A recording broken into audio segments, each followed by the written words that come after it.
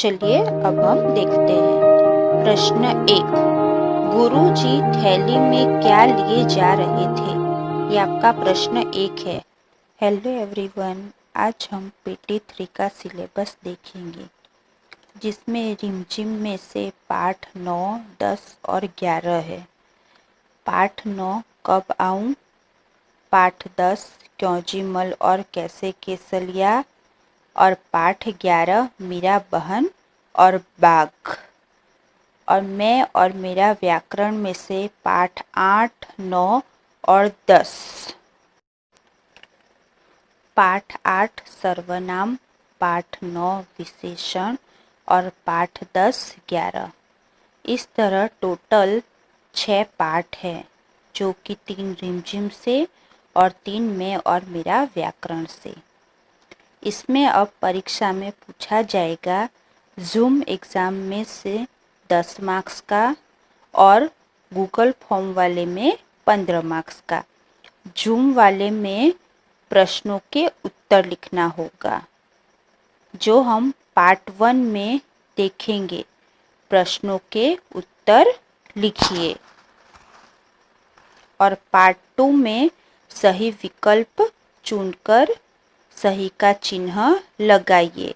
यह हम देखेंगे। तो चलिए हम पार्ट 1 शुरू करते हैं। प्रश्नों के उत्तर लिखिए। ये आपको लिखना है, ये 10 मार्क्स के होंगे। ये जो प्रश्न दिए गए हैं उसमें से आप लिखिएगा। चलिए अब हम देखते हैं। प्रश्न 1। गुरुजी थैली में क्या लिए जा रहे थे? ये आपका प्रश्न 1 है। देखिए, गुरुजी थैली में क्या लिए जा रहे थे? गुरुजी थैली में गेहूं पिसवाने के लिए जा रहे थे। इस तरह प्रश्न पूछा जाएगा, उत्तर आपको लिखना है। क्योंजी मल और कैसे केसलिया से मिलने पर तुम दोनों के बीच क्यों भटकते रह जाओगे?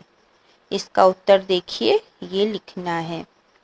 शिवदास ने गुरुजी की थैली देखकर अपनी साइकिल क्यों दे दी? क्योंकि शिवदास ने सोचा कि गुरुजी गेहूं की थैली इतना दूर पैदल कैसे ले जाएंगे। है ना समझ में? अब देखिए नेक्स्ट प्रश्न। रोटी को अलग अलग जगहों पर अलग अलग नाम से पुकारा जाता है। कुछ और नाम पता करके लिखो। तो कुछ और नाम बताइए आप रोटी को अलग अलग। ऐसा प्रश्न पूछा जाएगा कि रोटी को और अलग अलग किन नामों से जाना जाता है? तो फुल्का, चपाती, पराठा। है ना समझ में? फिर देखिए, आटा गूंदना, आटा गलाना, आटा मलना या कुछ और, है ना? इसमें से क्या कहते हैं आपके यहाँ आटा सानने को? तो आटा गूंथना। इस तरह आपको लिखना है। आपको जो अच्छा लगे वो लिखना। इस तरह प्रश्न पूछा जाएगा कि गुरुजी थैली में क्या लिए जा रहे थे? क्योंजी मल और कैसे केसलिया से मिलने पर तुम दोनों के बीच क्यों भटकते रह जाओगे? शिवदास ने गुरुजी की थैली देखकर अपनी साइकिल क्यों दे दी? फिर रोटी को अलग अलग जगहों पर अलग अलग नाम से पुकारा जाता है। कुछ और नाम आप बताइए। फिर तुम्हारे घर में आटा सानने को क्या कहते हैं? है ना समझ में? फिर यहाँ पे देखिए, चाय बनाने के लिए मतलब किस तरह चाय बनाई जाती है, किस तरह सब्जी बनाई जाती है, किस तरह दाल बनाई जाती है, किस तरह हलवा बनाया जाता है। तो ये 4 तरीके हैं बनाने के। तो इसमें से आपको कोई भी एक तरीका लिखना है। जैसे कि प्रश्न होगा, चाय बनाने की विधि या सब्जी बनाने की विधि, दाल बनाने की विधि, हलवा बनाने की विधि। इन 4 विधियों में से किसी एक विधि पर आप लिखिए, है ना? तो ये 4 में से कोई भी आपको एक अच्छे से याद करके उसकी विधि लिखनी है ना समझ में? कि इसके बारे में आपको लिखना है कोई भी एक। ओके, अब देखिए फिर बाघ की खबर पूरे गांव में फैल गई कैसे? ये प्रश्न है कि बाघ की खबर पूरे गांव में फैल गई कैसे। फिर दूसरा प्रश्न है, लोग मीरा बहन के पास पहुंचे क्यों? क्यों लोग मीरा बहन के पास पहुंचे? आगे देखिए, पिंजरा बिना बाघ के बंद हो गया कैसे? कैसे बंद हो गया पिंजरा बिना बाघ के?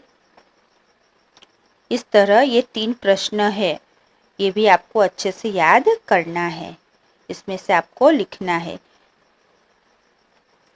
फिर यहाँ पे देखिए, जैसे बाघ, गाय, बकरी, हाथी और हिरन, तो ये क्या है? तो आपको उत्तर में लिखना होगा जानवर। फिर देखिए, अगरतला, अल्मोड़ा, रायपुर, कोचिन, बड़ोदरा, तो ये क्या है? तो नगर। जलेबी, लड्डू, मैसूर पाक, कलाकंद, पेंडा, ये क्या है? तो मिठाइयाँ। इस तरह इसमें से पूछा जाएगा, वो आपको लिखना है। ओके, आएगा ना समझ में?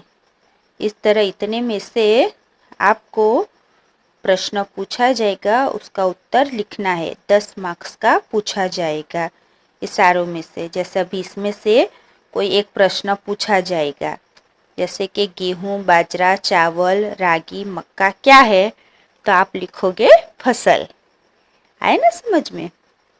Okay, bye bye.